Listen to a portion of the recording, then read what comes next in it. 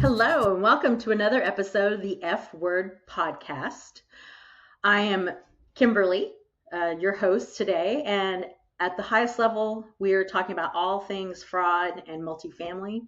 So wherever you're watching us from, whether it's Facebook, YouTube, LinkedIn, or your favorite podcast platform, make sure you like, follow, or subscribe so that way you can hear every time you get a notification every time we produce a new podcast or release a new episode, I should say. So without further ado, let's jump into our conversation with Miss Kelly Weems. How you doing, Kelly? I'm doing great. How are you? I'm doing great. So tell the audience a little bit about yourself. Where are you from? Who are you with? Yeah, so I'm with Willow Bridge. I've been with them a little over a year. I'm currently located in the Atlanta market. Property management's taken me all over, as far west as Memphis, settled in Georgia, and hopefully don't move again.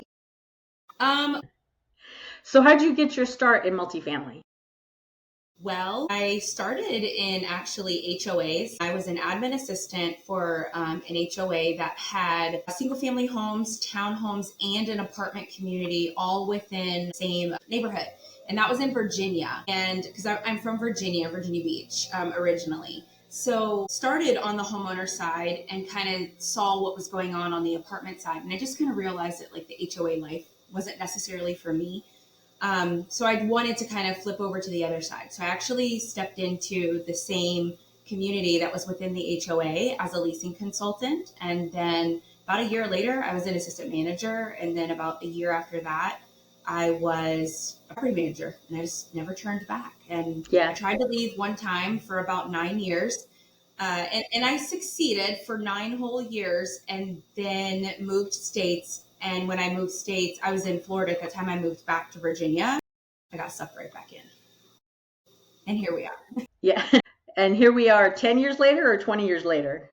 Oh, I don't want to age myself out, but I've been in the industry for 25 plus years. Oh, that's awesome. Yeah. Well, that just means you're happy and your career is growing. Yeah, it's definitely an interesting career to say the least, but I wouldn't have it any other way. That's awesome. So it's 25 years of being in the multifamily industry. What lessons have you learned that you'd like to share? My first lesson was be kind. This industry is hard. Yeah. It's hard on our end, but it is also hard on the other side. And one thing that, I always try to impress upon people, whether I was the manager or I was the regional or what have you, is this is the biggest bill that people pay in their whole life outside of a mortgage. So everything happens around this payment.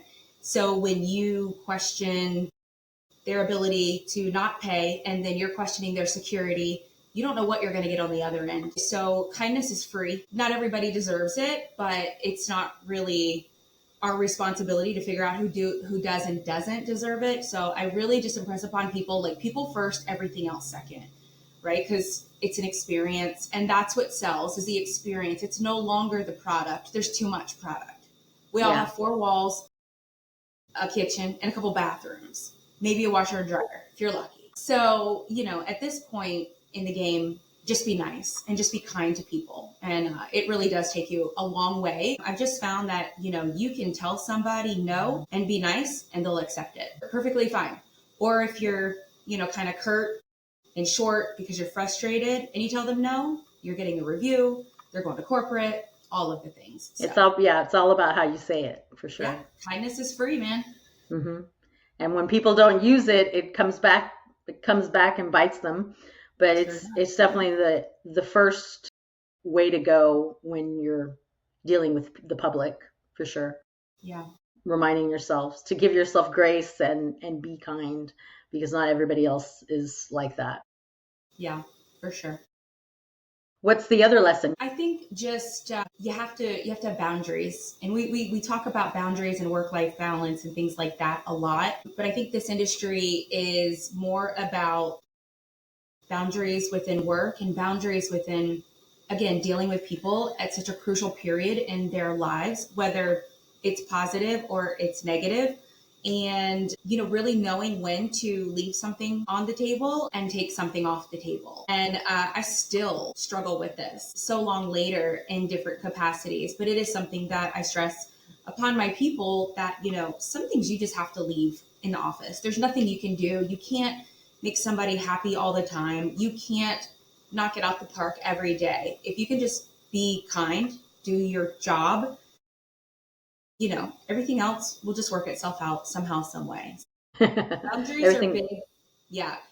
This industry, I think for us, on the other side of it is, it could take you out. It really could deplete somebody.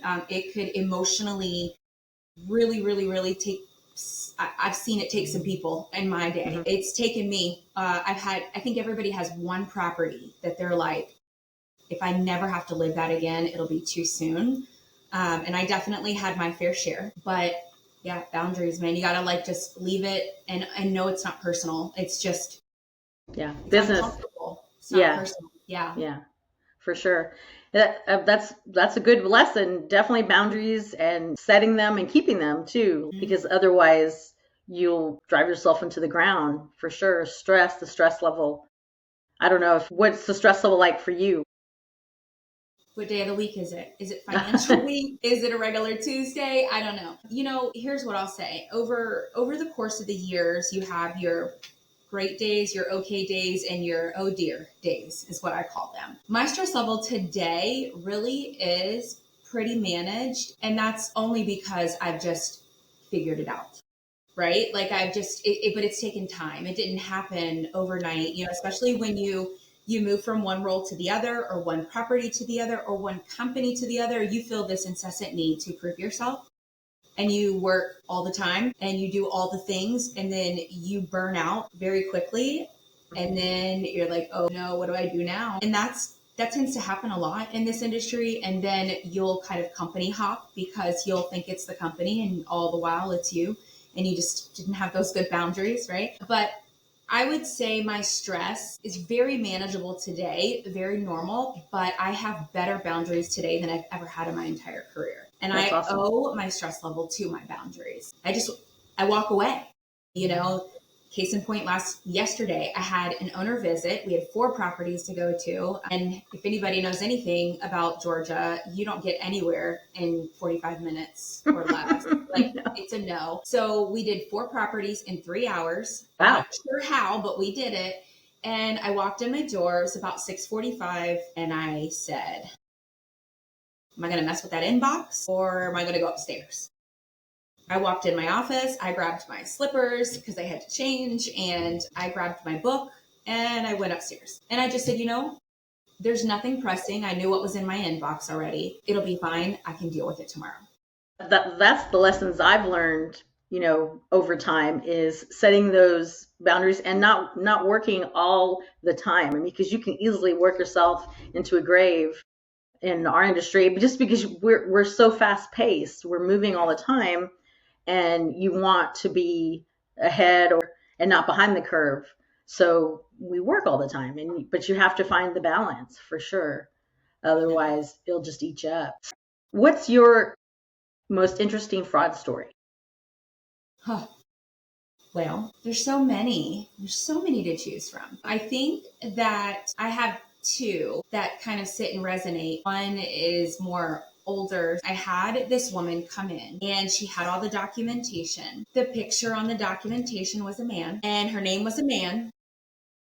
And I'm like, okay, well, okay, we're going to go with this. And so, I was trying to be mindful of, well, maybe this is her and him. I just needed to figure it out. Right? So I just started asking questions, and nope, she answered every question like her and provided information not like her, as far as her work and her pay and all these different things. The work and the pay was his.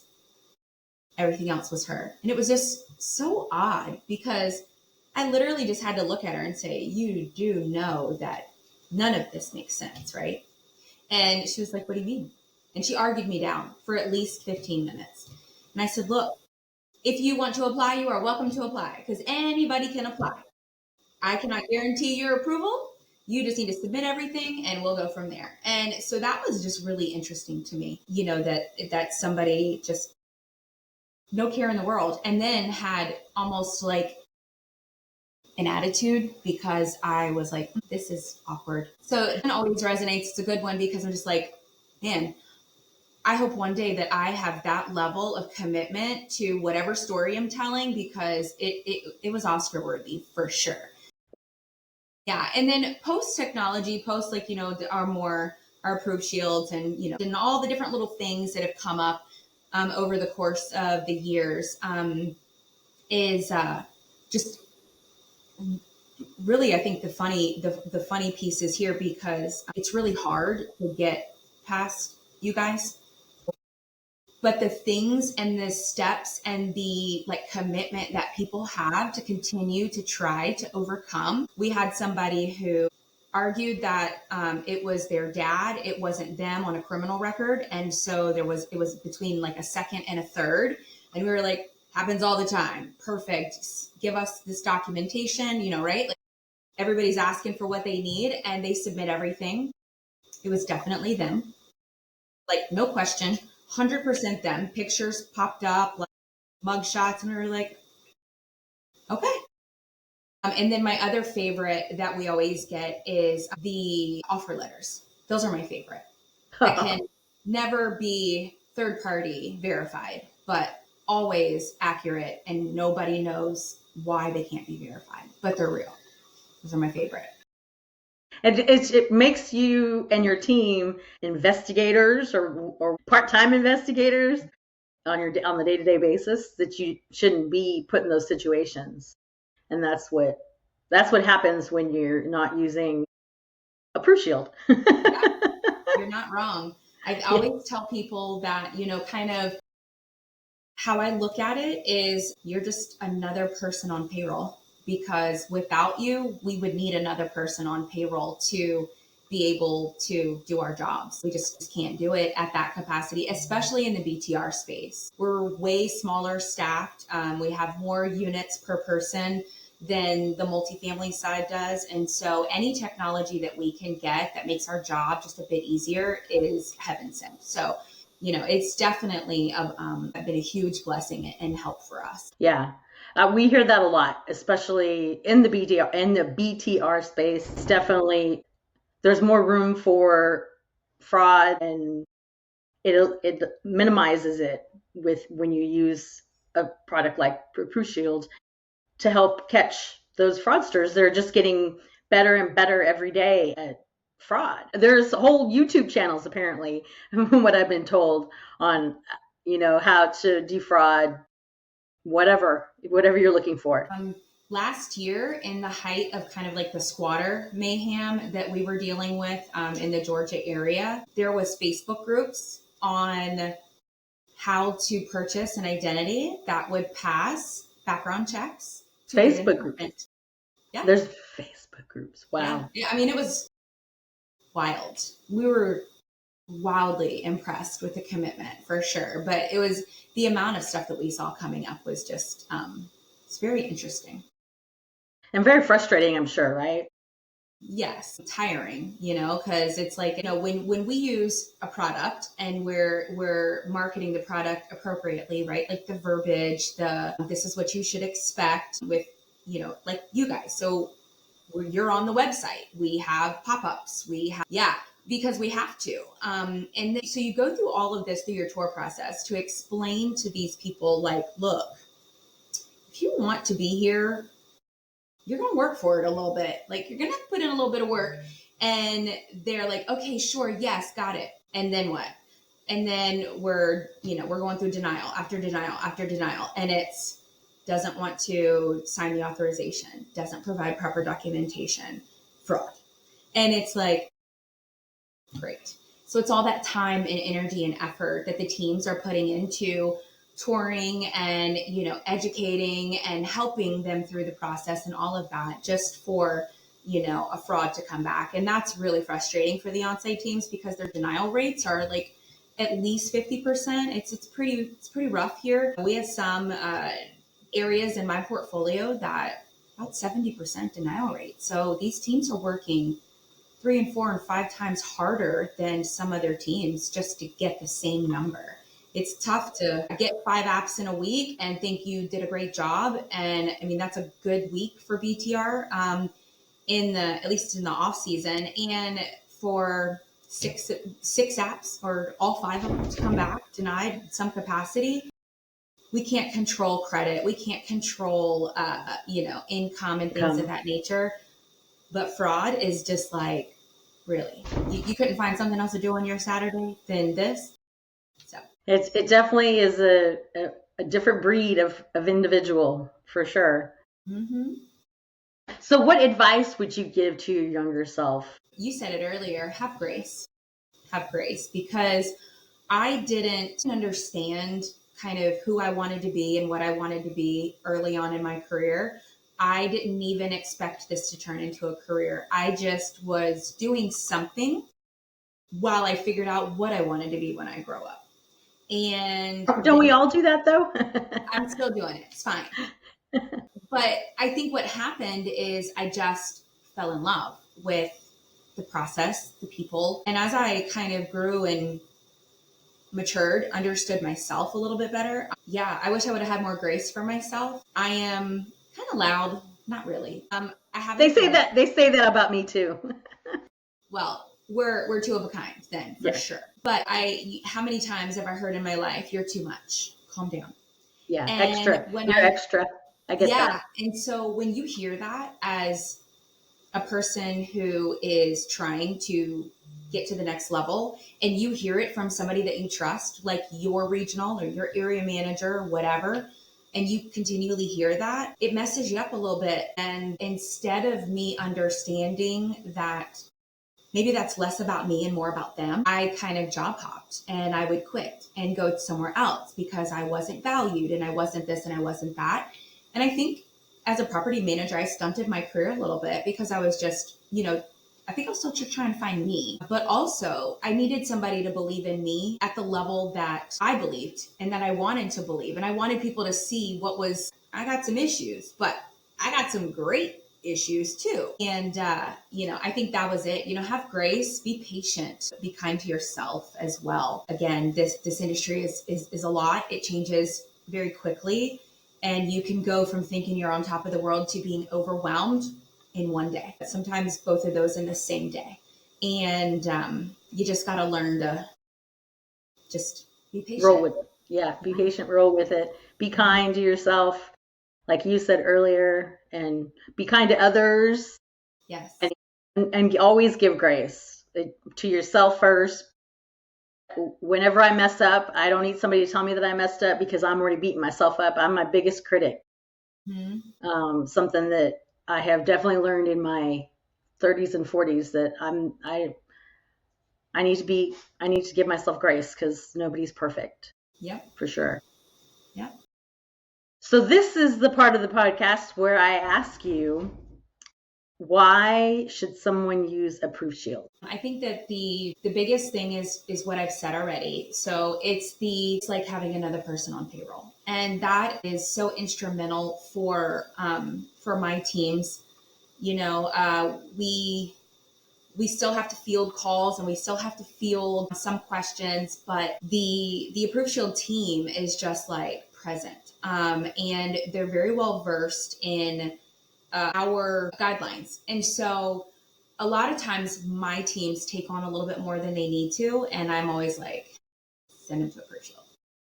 Because I won't share certain parameters with the on-site teams because I don't need them in the weeds. Like, you don't need to know what you don't need to know. That's ApproveShield's job.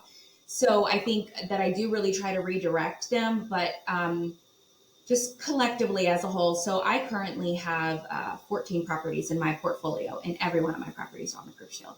We do not bring a property online without ApproveShield. And the process is a breeze. Customer service, it's quick, fast, and easy. And that's important for me, right? Like, as the person who's setting stuff up and who needs that process to go smoothly. Sometimes I'm behind, or, we get a property and we only have 2 weeks to get it. implemented and everything. So the team has always been really great at setting me up for success. And, then on the back end is just, your team that actually works on everything on the back end. They're just, we can talk, they're on the phone, they're highly responsive. So it really does feel like it's another person that's just helping us that, essentially we're not even really paying for, right? Because whatever you charge us, we kind of have the ability we charge it back. So, it's like having friends for free. What do you say to owners that say it's too expensive? I say so is delinquency, and so is trying to get back occupancy, and so is trying to restabilize after stabilizing. Once we kind of have that conversation, it's pretty cut and dry for them. And, we've all been on the front end of let's try a product that's a little bit cheaper. And we do. And when we do, we might lease up a little bit quicker, but we're also having to release a year later where our delinquency is, uncomfortable. The set out dates are not coming fast enough. And now we're just sitting and losing tons and tons of money. So I tell them, essentially what I say to them, do you want your rent paid or do you want bad debt? Which one do you want? Because 6 1 half dozen the other. To me, we're going to recoup the money. Like it feels uncomfortable, but the income will offset the expense. Yeah, for sure. And the technology, it's great, right? It's very thorough. Sometimes I feel like it's like FBI level, like but I'm not mad at it. In the beginning, it was a little cumbersome. And so when I was unfamiliar and then had to get familiar, there was a lot. And just kind of understanding the nuances. But the team did a great job of kind of like really holding my hand through the process and holding my team's hands to really kind of set themselves apart. So I do think your customer service is pretty stellar and next level in my experience, which just makes all of that easier. And so, when you take technology that's just doing what it's doing, right? And you have a human touch. Most of these other things that we see coming out are very AI and have minimal human touch. And as far as I'm concerned, like I'm good with AI. Come hang out with me, it's fine. But there's still a human element that we need to this particular process. Yeah. And I checks and balances. Yes. Yeah. Absolutely. And when you don't have those, you don't have a team or different departments that are doing what ApproveShield does, you don't get the same result for sure. When it's all bots, it can miss something. Technology is not perfect.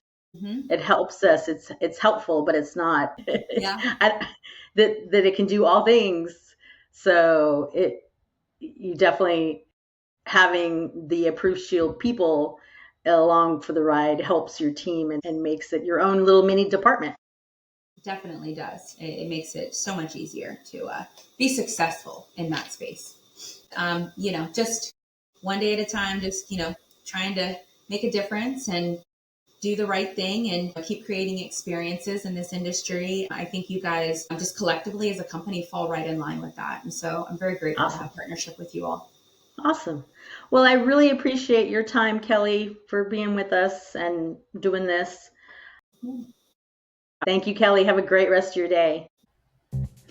And thank you, audience, for joining us for another episode of the F Word podcast. Wherever you watched us from, whether it's Facebook, LinkedIn, YouTube, or your favorite podcasting platform, make sure to like, follow, or subscribe so that way you know when the next episode will be out. And until then, we'll see you guys next time. Bye.